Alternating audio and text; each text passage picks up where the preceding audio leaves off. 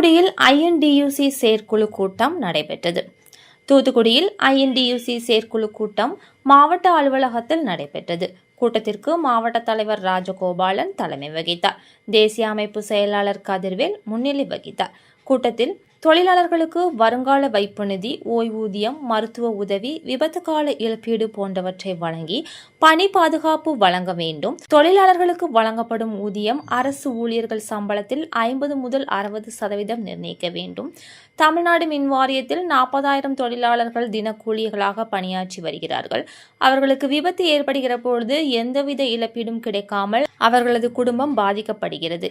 எனவே பாதிக்கப்படும் தொழிலாளர்களுக்கு சட்ட ரீதியான சலுகைகள் கிடைக்க அரசு ஆவணம் செய்ய வேண்டும். தமிழ்நாடு முழுவதும் பணியாற்றும் டாஸ்மாக் ஊழியர்களுக்கு கிடைக்க வேண்டிய சலுகைகளை அரசு உடனடியாக அமல்படுத்த வேண்டும். தூத்துக்குடி துறைமுகத்தில் தற்போது நிரந்தர பணி எதுவும் இல்லாமல் ஒப்பந்த அடிப்படையிலேயே தொழிலாளர்கள் பணியமர்த்தப்படுகின்றனர்.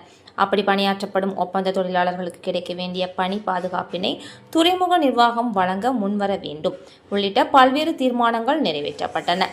துறைமுக ஐஎன்டியூசி சங்க தலைவர் கருப்பசாமி, மைக்கேல், சங்கர், சிவராஜ், ஸ்டீபன், குட்டிராஜ், சேர்மதுரை, சேகர், பால்ராஜ், சண்முகையா முருகேசன், உப்பள ஐஎன்டியூசி சங்க செயலாளர் ஸ்டாலின், கண்ணன், சாமுவேல், குட்டி, பண்டாரம், ரோசிட்டா, இந்திய உணவுக்கழக ஐஎன்டியூசி சங்க வீரையா, காசி, பாண்டி, முருகன், பெரியசாமி, ரமேஷ், பாஸ்கர், சிவகுமார், முத்துப்பாண்டி, உதயசூரியன், ரயில்வே ஐஎன்டியூசி சங்க பாலகிருஷ்ணன், பாலசுப்ரமணியம், முருகன், கோவில்பட்டி ஐஎன்டியூசி ராஜசேகர், மின்சார தையல் சங்கம் ஐஎன்டியூசி மனோகர், டிசிடபிள்யூ சங்கம் முருகன், மின்வாரிய ஐஎன்டியூசி சங்கம் மாரிமுத்து, சர்தார், வரதராஜ் உள்பட பலர் கலந்து கொண்டனர்.